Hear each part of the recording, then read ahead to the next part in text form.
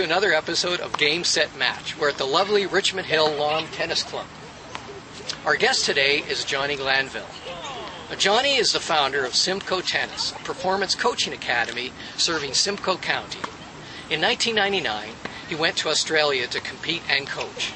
He is a qualified teaching professional with Tennis Coaches Australia and coached with Gavin Hopper, former coach of Mount Monticello, and Mark Philippoussis, Pat Cash, former Wimbledon winner, and Gary Stickler, coach of Patrick Raptor. Johnny spent his years in Australia as the director of tennis at one of the country's premier tennis academies, where he coached numerous state and national champions. He is certified both in Canada and Australia as a Level 2 coach. In January of 2005, Johnny returned to Canada, and after a stint with Players Edge Tennis, he formed Simcoe Tennis in Barrie and can be found on the web at simcoetennis.ca. Johnny is also a freelance writer, having published tennis-related articles in both Canadian and Australian tennis magazines.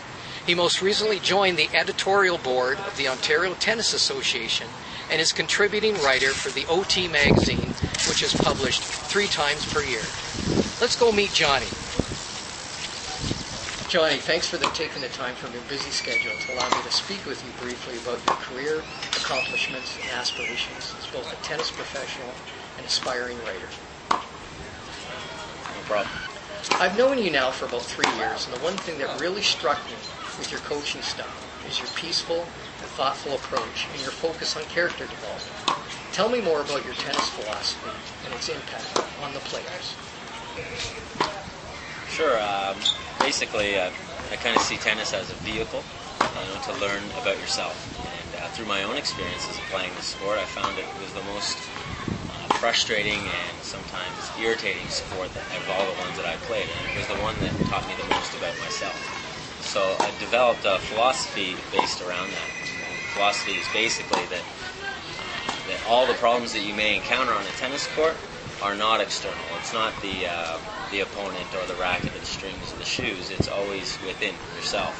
And by playing tennis, if you continue to look within, then you can learn more about yourself. So our peaceful approach or our thoughtful philosophy is just basically about you developing your own character and using tennis as a vehicle to do that. I know you're real keen on developing grassroots interest in tennis. Tell me about some of the programs you offer kids that will attract them to the game and keep them engaged into adulthood. Sure. Yeah. Again, it basically comes from when you develop as a player, and when I developed, I was in Barrie, and there wasn't a lot of instruction, and there wasn't a lot of entry-level tennis. So we've decided to try to create something along the progressive model, so that the players at a really young age, or even an older age but not a lot of experience, get a chance to compete. Because I find tennis is one of those sports that's a lot more fun to play than it is to just do practice on lines and have drills and that type of thing. So we've developed 2 things. One is a league. It's called the Southpaw Super League, with the help of our sponsor Southpaw. And the other is the Southpaw Summer Series with the OTA, which is 5 tournaments in smaller areas where kids get to play progressive tennis for the under 10s and regular tennis for the older kids, and they get a chance to play 3 matches no matter what. And the draw is unique in the fact that everyone makes the final. In the Super League, there are 2 divisions as well. There's an under 10 and there's an under 18, and the under 10 is a progressive format. So we're just trying to bring tennis to the smaller communities rather than having these small town kids have to make the trip down to Toronto or the GTA or a bigger community where they're just outmatched. And a lot of times that one experience is not very good, and it's enough to turn them off the game, not to want to compete again. So that's our goal, is to give them a smooth transition, a lot like the Rogers rookie tournaments do. Sure. Yeah. Great. Something for everyone. Yeah. Something else about you that many may not know is your aspiring interest as a writer.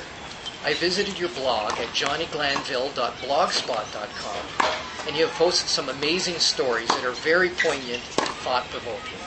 Tell me how you got started and where you'd like to go with this. All right.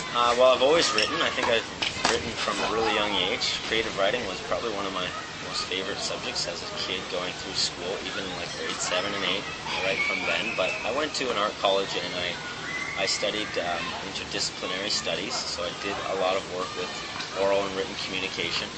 And I started then writing short stories every year in something called a zine.